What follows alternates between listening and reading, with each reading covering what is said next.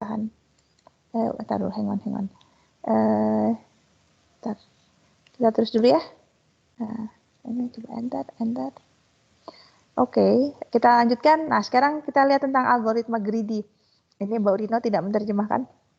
Kalian tahu artinya greedy? Tahu dong. Rakus begitu ya.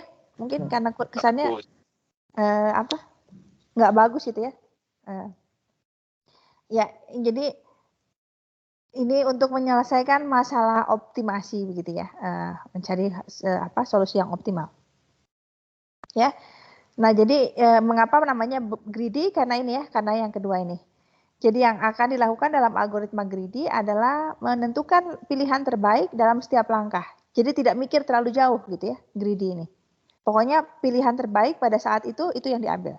Ya, tidak memikirkan konsekuensi dari apakah sekarang terbaik tapi jangan-jangan nanti membawa pada situasi yang buruk gitu ya di beberapa langkah ke depan. Itu nggak dipikirkan oleh algoritma greedy ya. Jadi setiap kali memilih pilihan terbaik saat itu ya.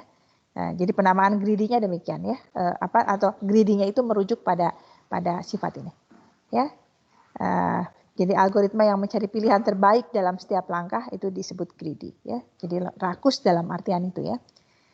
Nah, jadi walaupun itu ya, jadi sekali lagi saya sudah sebutkan tadi begitu ya, bahwa melakukan itu belum tentu akan menghasilkan solusi yang optimal begitu ya. Jadi bisa saja baik saat itu tapi kemudian itu malah membawa kerugian di langkah-langkah berikutnya begitu ya. Oke. Nah, jadi dengan demikian kalau kita melakukan algoritma yang greedy gitu ya, maka tentu nantinya harus ada pemeriksaan apakah memang algoritma ini akan memberikan solusi yang optimal gitu ya. Oke, ini contohnya ya. Jadi kita punya masalah di sini, kita punya mau menukar N rupiah begitu ya. Dengan lembar uang yang ada di kita sekarang ya, 100 ribuan, 50 ribu, 20 ribu, 10 ribu, 5 ribu, 2 ribu, 1000-an. Betul ya? Kalau lembar notes gitu ya, bukan koin ya. Nggak ada pecahan lain kan? Ada nggak sih pecahan lain? Oh, waktu itu pernah ada 75 ya, betul nggak sih? Iya, Bu. Iya, pernah, tapi nggak itu ya. Saya belum pernah megang tuh. Ya, kita pakai yang ini aja ya, yang biasa 100, 50, 20, 10, 5, 2 gitu ya, dan 1000 dan 1 gitu ya. Nah, di mana kita ingin menggunakan sesedikit mungkin lembar uang. Ya. Nah, oke, jadi di sini kita akan merancang algoritma greedy untuk melakukan ini, ya. Jadi setiap langkahnya kita akan memilih lembar uang dengan nilai terbesar. Setiap kali itu. Jadi greedy-nya begitu. Pokoknya pakai dulu pecahan terbesar ya untuk bisa mendapatkan itu. Ya, greedy-nya demikian, langkah greedy-nya. Setiap saat kita akan selalu mengambil pilihan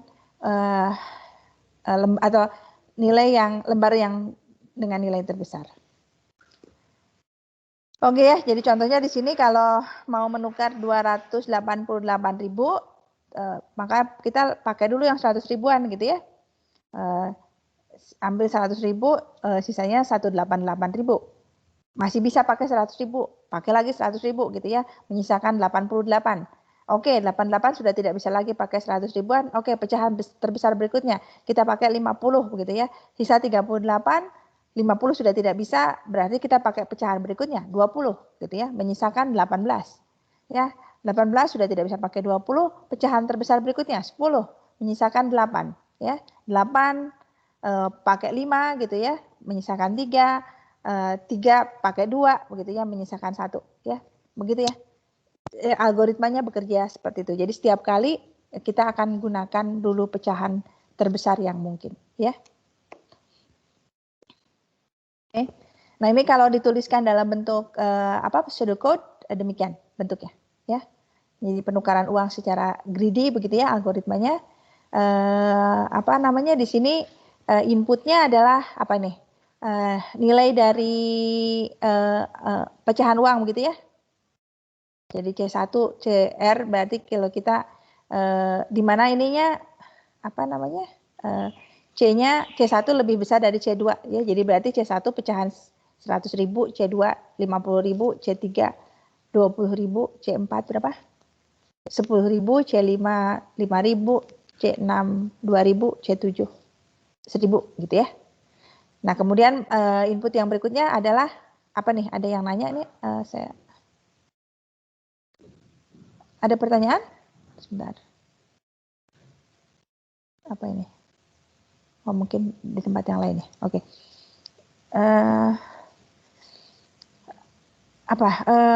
Sebentar. Saya mundur lagi. Ini kalau, aduh. Makanya ini saya membutuhkan yang di bawah. Oke, previous. Ya. Oke, dan satu lagi inputnya adalah bilangan N, bilangan positif ya, nilai uang yang mau ditukarkan. Ya. Jadi di sini kita punya loop dari 1 sampai dengan R. Jadi R adalah banyaknya pecahan. Untuk kasus kita tadi 7 begitu ya. Kemudian kita mendefinisikan DI ini adalah 0. Ini DI akan menghitung banyaknya lembar dengan nilai CI ya. Jadi D1 berarti banyaknya lembar 100 ribuan gitu ya. D7 banyaknya lembar 1000-an. Ya. Nah, di sini berikutnya kita akan masuk, jadi sementara N ini masih lebih besar dari nilai pecahan yang sedang diperiksa, kita akan lakukan ini ya. Jadi DI adalah DI ditambah 1, jadi bertambah gitu ya. Jadi sementara N-nya masih lebih besar dari 100.000 ya, maka kita akan pakai 100.000 begitu ya. Kemudian N-nya dikurangi dengan 100.000 begitu ya. Nanti masuk lagi ke sini gitu ya. Masih bisa pakai 100.000 nggak? Oke, kalau nggak bisa berarti kita pindah pada pecahan berikutnya, gitu ya. Demikian ya caranya. Ya, jadi nanti yang keluarannya adalah DI ya. Jadi banyaknya lembar pecahan, lembar dari masing-masing pecahan ya. 100.000, 50, 20, berapa? 10, 5, 2, 1 gitu ya. Oke, jadi ini algoritmanya ya. Oke, kalian nanti boleh cek sendiri ya. Saya kira tentu algoritma ini akan memenuhi 7 sifat tadi ya. Oke. Nah, jadi karena ini greedy gitu ya, maka kita perlu menunjukkan bahwa ini memang benar menghasilkan solusi optimal ya. Nah, di sini ini ada lemma begitu ya, untuk bisa membuktikan bahwa memang ini akan memberikan solusi optimal ya. Oke, lemanya agak panjang ini ya. Coba, jadi kalau diberikan N bilangan bulat positif gitu ya, jika N rupiah ini ditukarkan dengan lembar tadi ya, 7 macam, betul nggak? 7, 1, 2, 3, 4, 5, 6, 7, betul ya? Di mana yang diinginkan adalah sesedikit mungkin lembar uang yang dipakai. Ya, maka ada beberapa kesimpulan. Paling banyak ada 1 50 ribuan, paling banyak ada 2 20 ribuan, paling banyak ada 1 10 ribuan, paling banyak ada 1 5 ribuan, paling banyak ada 2 ribuan, dan paling banyak ada 1 1000-an. Ya.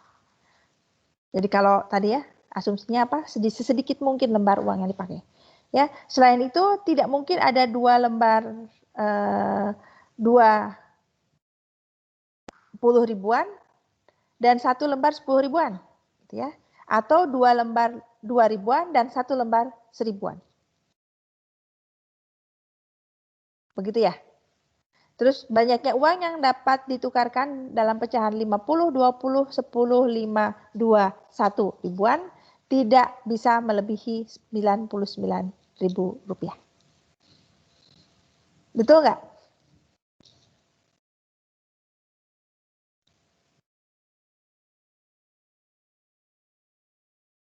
Betul.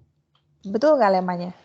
Buktinya nanti ya, tapi maksudnya secara ini secara sense kita bisa menyetujui nggak bahwa ini adalah sifat yang benar? Ya, kalau kita tadi dengan premisnya apa? Menggunakan sesedikit mungkin uang, sesedikit mungkin lembar uang.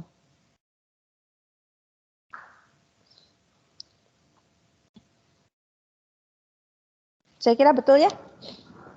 Ya, jadi buktinya bagaimana buktinya ini menggunakan kontradiksi gitu ya. Jadi di sini ini kebetulan bentuknya sangat panjang gitu ya. Jika begitu ya, jadi premisnya tadi ini ya. Ini premisnya. Sampai dengan sini ya, digunakan sesedikit mungkin lembar uang gitu ya. Maka nanti makanya ada beberapa nih. Paling banyak ada 1 lembar 5 ribuan gitu ya. Saya bisa mulai dengan bukti ini sebagai contoh saja ya. Jadi tentu andaikan ada lebih dari 1 lembar 5 ribuan begitu ya. 50 ribuan, maka berarti apa? Bisa ditukar dengan menggunakan lembar 100 ribu begitu ya. Kalau ada lebih dari 1. Dan itu akan mengurangi banyaknya lembar yang digunakan. Ya. Maka kontradiksi dengan diketahui bahwa tadi kita mulai dengan asumsi sesedikit mungkin lembar. Ya. Oke, jadi buktinya agak berulang-ulang tapi prinsipnya sama ya. Jadi andaikan ini tidak dipenuhi yang berikutnya ya, mestinya andaikan ada lebih dari 2 lembar 20 ribuan begitu ya. Maka kembali itu juga bisa kita apa namanya? Paling banyak 2 gitu ya. Jadi kalau ada lebih dari 2 ya berarti bisa ditukar dengan 50 sebenarnya dan akan mengurangi banyaknya lembar uang yang digunakan. Kembali kontradiksi dengan asumsi bahwa ini sudah paling sedikit gitu ya. Demikiannya, jadi saya kira ini bisa kita buktikan dengan menggunakan kontradiksi ya. Yang ini juga demikian ya, tidak mungkin ada 2 lembar sekian ya, karena 2 lembar 2 ribuan, 2 lembar 20, 1 lembar 10 itu bisa ditukar dengan 50 gitu ya. Jadi yang asalnya membutuhkan 3 lembar cukup menjadi 1 lembar saja gitu ya. Kembali kontradiksi dengan diketahui sudah digunakan sesedikit mungkin ya. Oke. Ya, jadi buktinya sebetulnya jelas begitu ya. Jadi dengan menggunakan kontradiksi. Nah, oke. Nah, dengan menggunakan apa sih namanya? Lema tadi kita akan sampai pada teoremanya begitu ya, bahwa memang algoritma greedy tadi akan menghasilkan solusi optimal. Ya. Oke ya. Jadi buktinya bagaimana buktinya? Ya, ini juga menggunakan kontradiksi dan menggunakan apa sih namanya lema tadi gitu ya. Jadi kontradiksinya bagaimana? Andaikan ada algoritma lain, ya, bukan algoritma greedy ini, yang menghasilkan apa namanya, yang memberikan solusi optimal ya. Jadi optimal dalam artian apa? Banyaknya lembar yang digunakan lebih sedikit gitu ya. Andaikan kita punya algoritma lain yang seperti itu, ya. Maka kita cek nanti ya berapa banyak lembar-lembarnya. Oke ya. Oke. Atau bukan, saya salah, saya refresh. Jadi buktinya adalah misalkan kita punya algoritma optimal ya. Misalkan kita punya algoritma optimal, yaitu algoritma yang memberikan banyaknya lembar uang sedikit mungkin. Ya, misalkan kita punya algoritma optimal. Ya, nanti kita akan tunjukkan bahwa banyaknya lembar uang yang digunakan di dalam algoritma optimal ini akan sama dengan banyaknya lembar yang dihasilkan oleh algoritma greedy. Ya, sekali lagi ya, jadi buktinya nanti memang akan pakai kontradiksi tapi tidak langsung kontradiksinya. Jadi di sini misalkan kita punya suatu algoritma yang optimal, ya, optimal dalam artian apa? Banyaknya lembar yang digunakan itu minimal gitu ya, paling sedikit ya. Nah, kemudian kita tunjukkan bahwa banyaknya lembar yang dihasilkan oleh algoritma greedy akan sama dengan algoritma optimal ini, ya. Nah, bagaimana cara menunjukkan bahwa banyaknya itu sama? Maka kita tunjukkan untuk masing-masing pecahan, ya. Pecahan 100.000, 50.000, 20.000 dan seterusnya. Tunjukkan bahwa kedua algoritma ini akan sama banyaknya, ya. Menghasilkan banyaknya pecahan yang sama. Ya, jadi pada akhirnya ya sama gitu ya. Jadi kalau sekarang lihat yang 100.000 seperti apa gitu ya. Jadi membandingkannya nanti dengan yang 100.000 gitu ya. Oke, jadi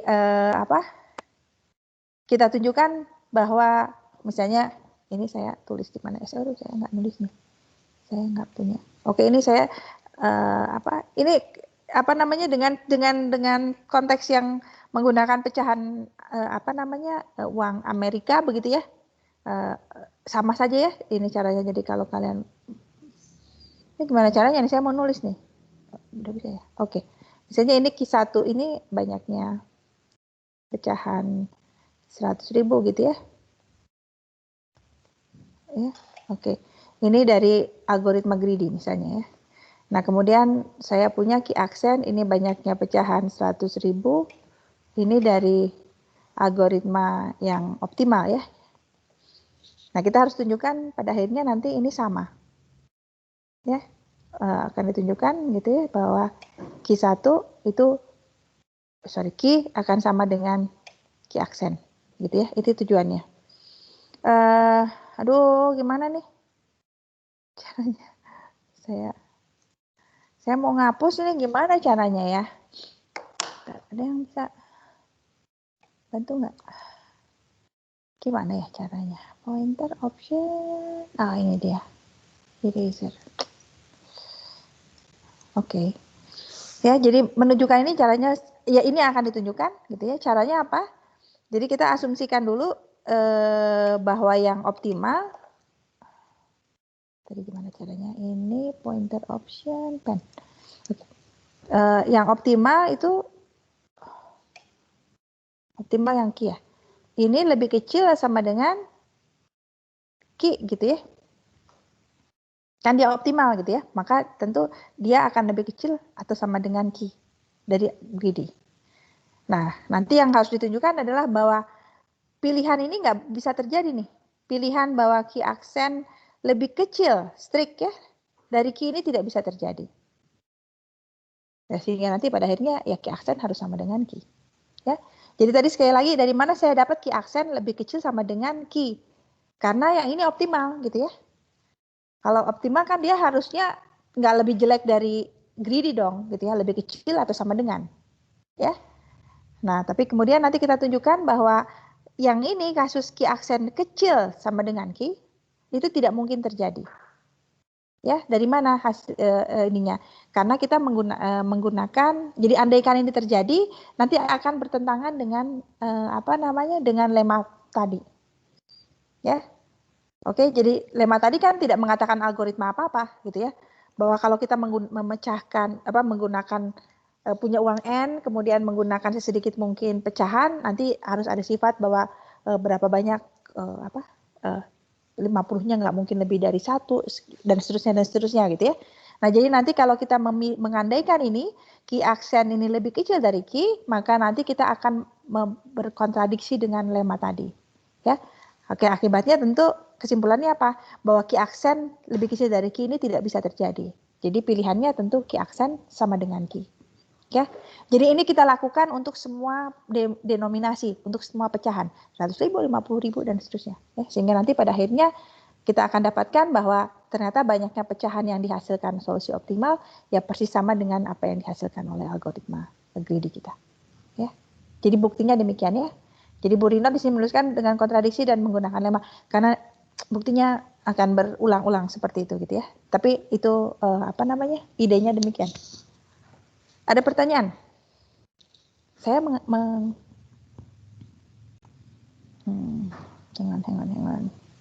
Where are we now? Oke. Hah? Yes. Ya. Coba kalian dong, saya ini dibantuin gimana caranya untuk mengembalikan supaya yang bawahnya nggak kelihatan. Tadi saya memunculkannya dari sini ya. Hang on. Oh, ini kali ya, saya matiin dulu ya. Benar nggak sih? Tapi kalau saya matiin ini nanti saya kesusahan untuk pindah. Oh, masih bisa. Show. Masih ada. Nggak tahu ah. Oke, ada pertanyaan? Kalau nggak ada, oke. Saya akan kita akan masuk sedikit ke bab 32 ya. Dengan pertumbuhan fungsi ya. Jadi di dalam kuliah ini kita tidak belajar tentang codingnya ya, tidak belajar tentang programmingnya, tapi kita akan belajar tentang sifat-sifat algoritmanya gitu ya, bagaimana menilai algoritma, bagaimana menghitung kompleksitas dari algoritma begitu ya. Tapi sekali lagi kita tidak mempelajari codingnya ya, tidak mempelajari bagaimana cara membuat codingnya ya. Oke, jadi itu saya kira kemarin di psikomat mestinya kalian belajar nanti di numerik saya kira juga kalian akan belajar lagi ya. Oke ya, jadi ini untuk bisa menilai keefisienan gitu ya dari suatu algoritma, kita harus lihat tentang pertumbuhan fungsi gitu ya. Oke ya, jadi ini sesuatu yang nanti akan sering muncul pada saat kita menilai keefisienan suatu algoritma ya. Nah, di sini ada notasi Big O. Ya. Jadi pertumbuhan fungsi biasanya dijelaskan dengan menggunakan notasi Big O ya. Oke ya, jadi definisinya ini ternyata sudah lama ya, dari abad berapa nih? Abad 19, abad 18. Oke. Ya, tapi kemudian yang mempopulerkan adalah Donald Knuth ya.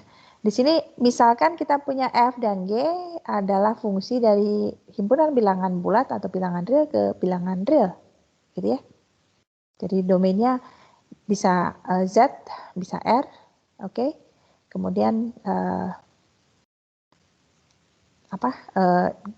dipetakan ke himpunan bilangan real, ya. Nah di sini kita tuliskan atau fx atau kita katakan fx adalah big O gx ya. Jadi O ini biasanya kita bilang big O gitu ya. Fx adalah big O gx.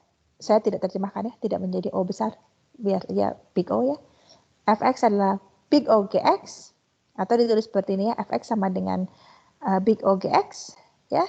Jika ada C dan K, ada konstan C dan K sehingga ya ini ya fx mutlak fx itu kecil atau sama dengan kecil sama dengan c mutlak gx ya. Untuk x yang mana? Untuk setiap x yang lebih besar dari k ya. Oke, jadi ini ya fx sama dengan big O gx jika berlaku ini ya, ada c, ada k sehingga ini ya. Oke ya, ada kuantor di sini ya. Ada kuantor eksistensi ya. Ada kuantor eksistensi, ada kuantor universal di sini ya. Oke ya, jadi ini definisinya. Ya, jadi apa sih maknanya? Mudahnya begitu ya. Jadi kalau kita mengatakan fx adalah big O gx gitu ya, maka bisa kita katakan bahwa fx ini tumbuh lebih lambat ya atau didominasi gitu ya dibandingkan tumbuh lebih lambat dibandingkan suatu perkalian konstan dari gx ya. Nah, untuk yang penting di sini saat x-nya membesar tanpa batas ya. Jadi dengan demikian saat kita ngomong tentang big O ini kita bicara asimptotis. Ya, kita bicara untuk x menuju tak berhingga ya. Jadi kita tidak terlalu mempedulikan apa yang terjadi di x awal ya. Jadi ini serupa seperti saat kita bicara tentang barisan gitu ya. Ya, saat di TPB kita ngomong tentang kekonvergenan barisan, kita juga hanya ngomongin itu saat n-nya menuju tak berhingga gitu ya. Bahwa di awal barisannya masih turun naik atau segala macam kita tidak mempedulikan ya. Yang kita pedulikan adalah asimptotis. Bagaimana perilakunya saat n menuju tak berhingga ya. Ini juga sama ya. Jadi saat kita ngomong tentang big O, yang kita pedulikan adalah long term-nya, jangka panjang ya, untuk x yang membesar tanpa batas seperti apa perilaku fungsinya. Ya. Jadi boleh dikatakan di sini bahwa kalau kita punya fx adalah big O gx, maka kita katakan bahwa f ini didominasi oleh suatu kelipatan konstan dari gx gitu ya.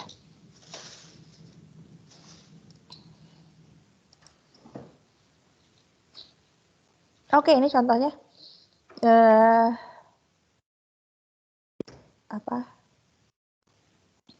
tunjukkan bahwa fx yang demikian x kuadrat plus 2x plus 1 adalah big O x kuadrat ya. Oke. Tadi berarti definisinya apa tadi?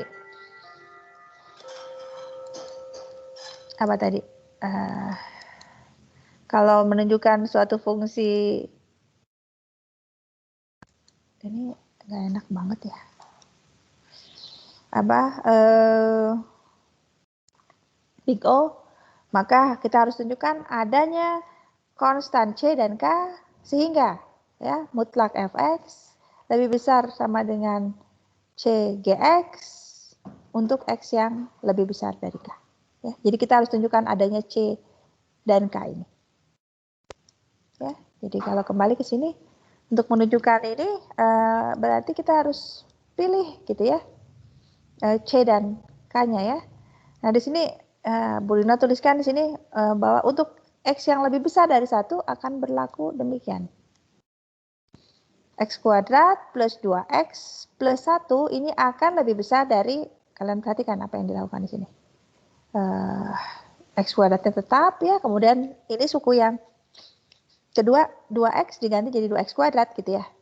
Suku yang ketiga X diganti jadi, 1 diganti jadi 1 kali X kuadrat ya.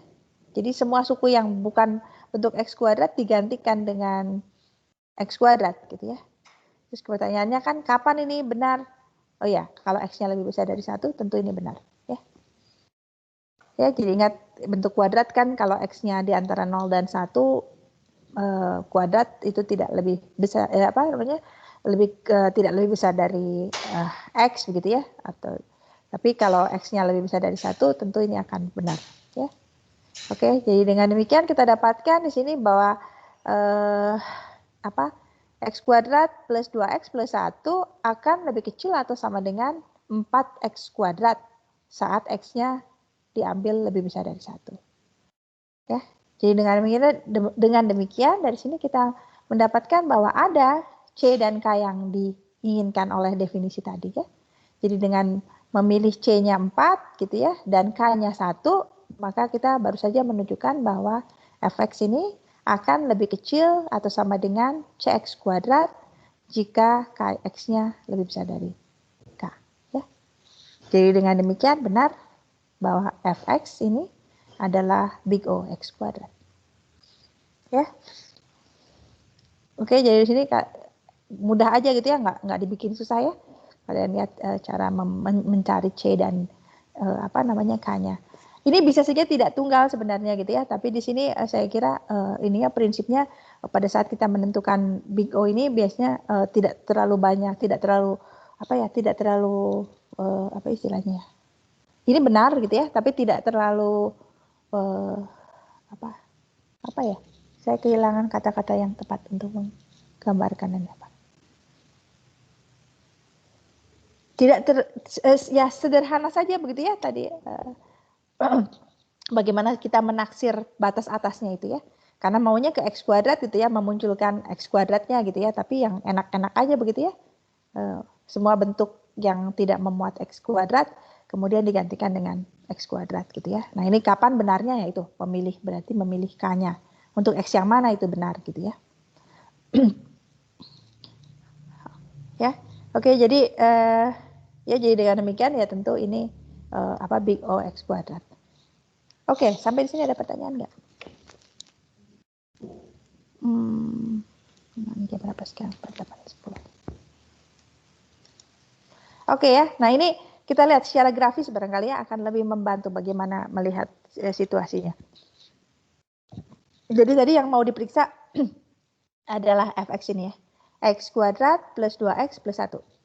Ya, jadi kalau digambarkan, ini grafiknya ya, yang paling kiri. Oops. Previous. Ya, ini yang digambarkan tentu yang paling kiri ya. Sebentar, ya. Nah, kita lihat di sini ya, tadi kan ditunjukkan lebih kecil dari atau lebih kecil atau sama dengan 4X kuadrat begitu ya. Jadi ini 4X kuadrat gitu ya. Jadi kalau dilihat dari grafiknya bahwa memang hubungan itu benar kalau X-nya lebih besar dari 1 gitu ya. Jadi ini saya kira betul ya, 1, 2, iya betul ya. Jadi kalau X-nya sama dengan 1, ini persis sama gitu ya, tapi sesudah X-nya lebih besar dari 1, benar bahwa yang 4X kuadrat ini akan lebih besar ya, dari X kuadrat plus 2X plus 1, gitu ya. Ya, jadi ya seperti yang diklaim tadi. Ya, nah ini untuk pembanding saja gitu ya, pembanding kalau X kuadratnya sendiri sebagai tadi big O-nya, itu ada di sini gitu ya. Oke, jadi ini X kuadrat, bentuk kuadrat yang lain banyak begitu. Nah, yang diinginkan adalah fungsi yang mendominasi fungsi yang F tadi ya. Bentuk kuadrat yang mendominasi fungsi F kita ini. Ya. Nah, jadi di sini dipilih 4X kuadrat. Ya, kalian bisa lihat harusnya dari grafik ini bahwa akan ada banyak pilihan lain sebenarnya ya. Fungsi bentuk kuadrat yang mendominasi fungsi F ini. Ada banyak ya. Jadi di sini untuk menunjukkan bahwa dia big O X kuadrat ya kita cukup tunjukkan ada yang memenuhi gitu ya, ada satu yang memenuhi. Ya. Jadi ini ordernya order X kuadrat gitu ya, kurang lebih gitu ya dibandingkan dengan X kuadrat ya. Tapi kalau X kuadrat tentu tidak bisa gitu ya, saya kira ini tidak akan cukup gitu ya karena ada tambahan suku X kuadrat 2X plus 1 gitu ya. Jadi kalau dengan X kuadrat selalu ini lebih besar gitu ya. Tapi kalau dibandingkan dengan 4X kuadrat untuk X tertentu yaitu yang lebih besar dari 1, 4X kuadrat ini akan mendominasi. Ada pertanyaan?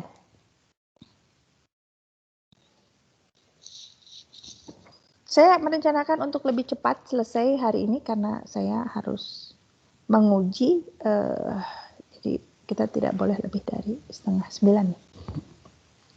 Oke, kalian masih ada di situ? Halo, Masih. bunyiin. Ini kenapa ya ada yang ini yang coba saya lihat dulu apa sih? Activity ini, hang on. Apa sih?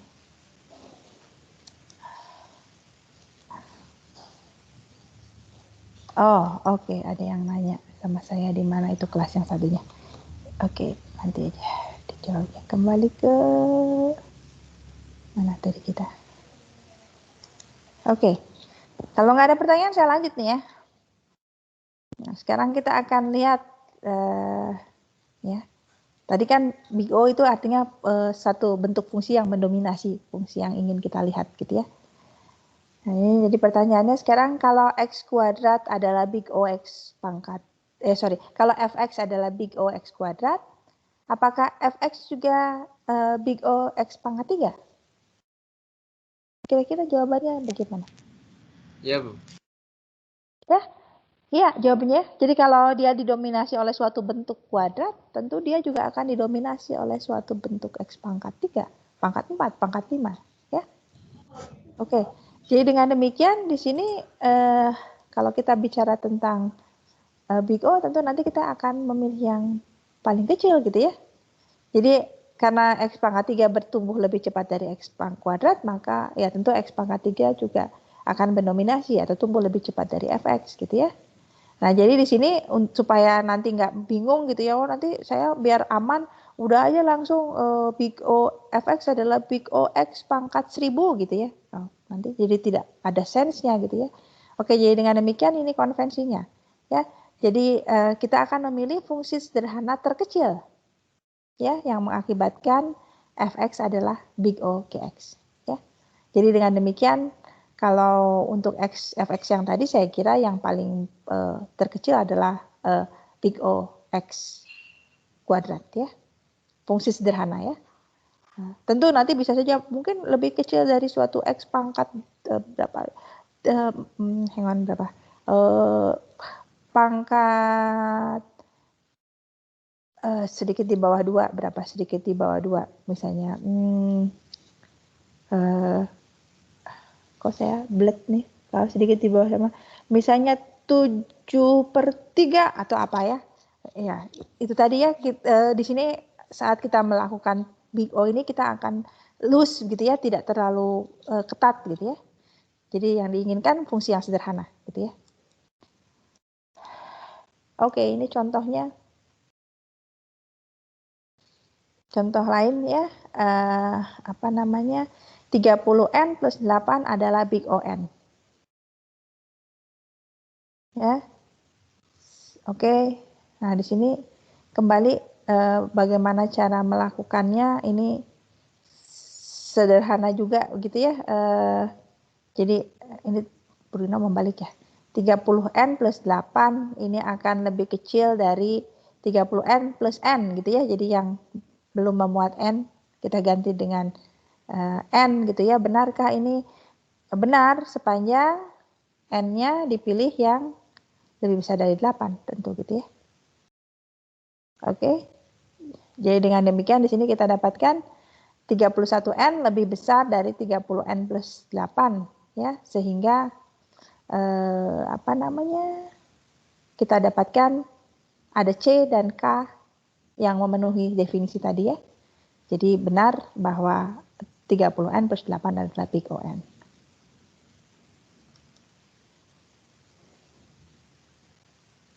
Ya. Ya, ini saya kira contoh yang serupa, N kuadrat plus 1 ini big ON kuadrat. Ya, ini kalian lihat juga di sini ya, N kuadrat plus 1, yang ini yang satunya diganti dengan N kuadrat gitu ya.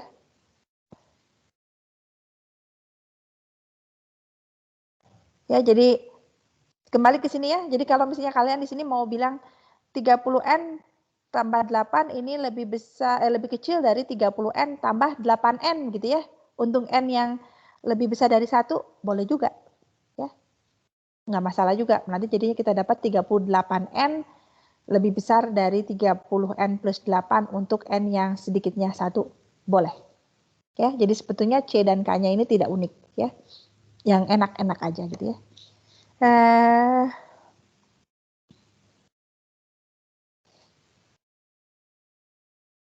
Oke. Ya, jadi yang ini sekali lagi kita punya yang mau diperiksa N kuadrat plus 1. Ya, oke, di sini yang satunya diganti N kuadrat, jadi kita punya 2N kuadrat lebih besar dari N kuadrat plus 1, ini untuk N yang lebih besar dari 1, gitu ya. Jadi dengan demikian kita mendapatkan C dan K yang diinginkan untuk menyimpulkan bahwa N kuadrat plus 1 adalah big O N kuadrat.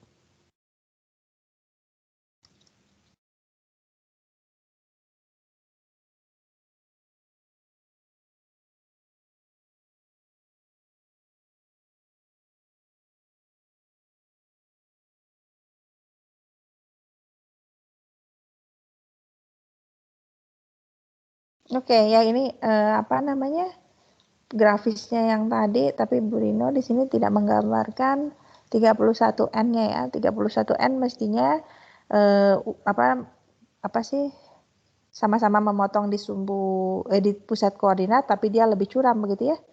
Lebih curam. Jadi nanti pada akhirnya dia akan memotong garis 30N plus 8 begitu ya.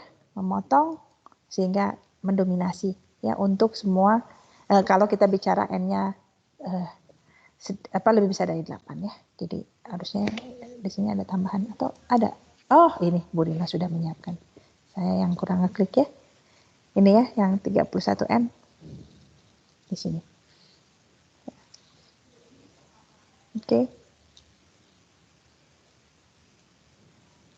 Ya, secara grafis kelihatannya bagaimana fungsi ini didominasi oleh yang merah gitu ya untuk N tertentu ya, N yang lebih besar dari 8. Oh, kok ada bunyi-bunyi? Bunyi-bunyi saya atau? Oh, Bu Rino kok jadi ada bunyi-bunyi? Ya, jadi kita tadi menyimpulkan ini 30N plus 8 adalah big ON.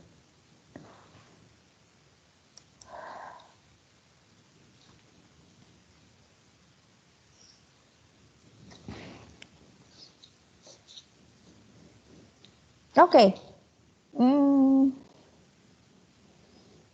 Oke, saya kira saya akan berhenti dulu ya di sini, sudah hampir. Karena saya harus berhenti sebelum 8:30. Barangkali untuk menutup kita kembali lagi ke Bobcat. Nanti ini kita lanjutkan minggu depan. Sebentar, saya stop.